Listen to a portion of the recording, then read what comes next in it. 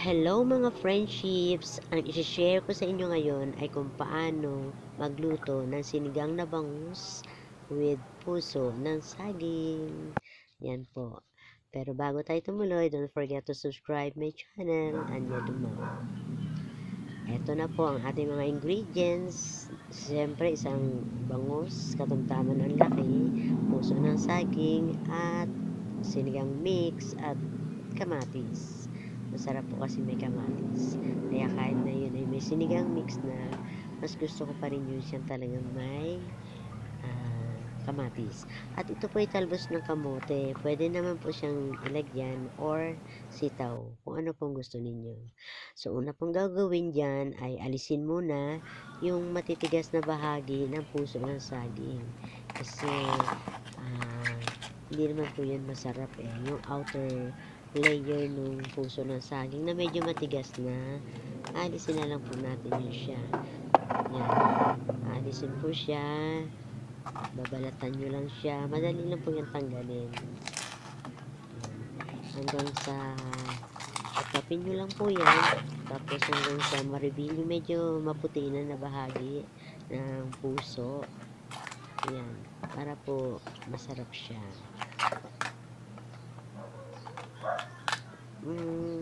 Napakasarap po ng sinigang na bangus sa puso ng saging.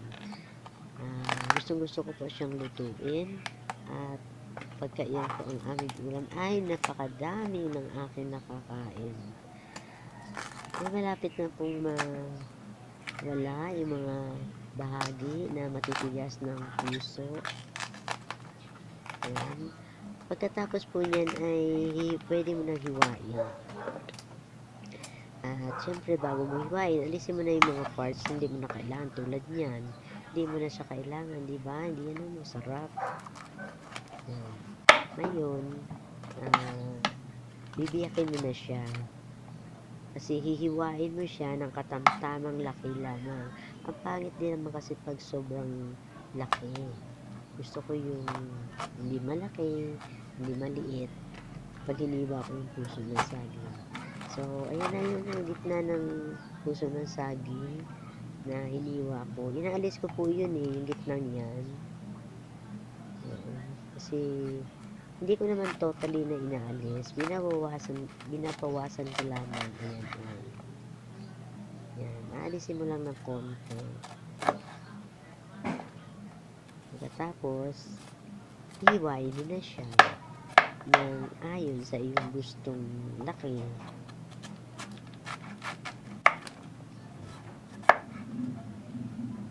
Pagkatapos na maalis yung pinaka-bitukan ng puso ng saging na yan, hiwain mo na siya.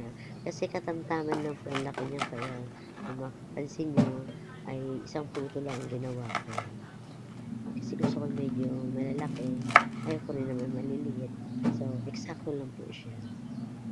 Yan. Hugasan nyo na po yan. Yan. Hugasan mo na po siya, tapos iset aside mo na siya kasama ng kamatis. Yan, nahugasan na siya. Yung kamatis, hiwain mo na, ilagay mo na sa kaserola. Yan. Masarap po talaga yan. Yan. Pagkalagay mo sa kaserola, ayan, ilagay mo na rin yung puso ng saging, unahin mo yung kamatis. Gusto ko yun sa ilalim siya eh, para pag kumulo, yun ang unang lalambot kasi mas masarap yung kamatis kapag medyo na overcook siya, para lutong-luto siya. Tapos po ay i-add mo na yan ng salt. Yan. Lagyan mo na siya ng asin. Katamtaman lang. Huwag po masyadong maalat kasi masama sa kalusugan yung maalat. Tapos lagyan mo ng tubig. Katamtamang tubig din yan. Huwag mo masyadong marami. Huwag mo masyadong kukunti. Ayan na po. Ready na siya. So, ito naman pong talbos ng kamote na ilalahok din natin ay bandang huli na po yan ilalagay para hindi po siya masyadong maluto at masyadong malata. So, nire-ready mo lang yun siya. At yan po yung talbos na yan, galing doon sa aming backyard. Tanim ko rin po yan. At gusto ko yung kulay violet na yan eh. Kasi, di ba, pagka yung violet na yan ang niluto mo, pati yung sabaw nagkukulay violet. Parang ang sarap-sarap kasi di ba may kulay siya. Pero natural siya na color. Kasi galing siya sa dahon ng talbos. Kaya gusto ko yung violet na talbos ng kamote. Kisa sa green. Ayan na po, ito na yung ating isda. So, iset aside lang muna natin yun siya kasama ng ating sinigang mix. Unahin lang po natin sa pagsalang itong kamatis at saka itong puso.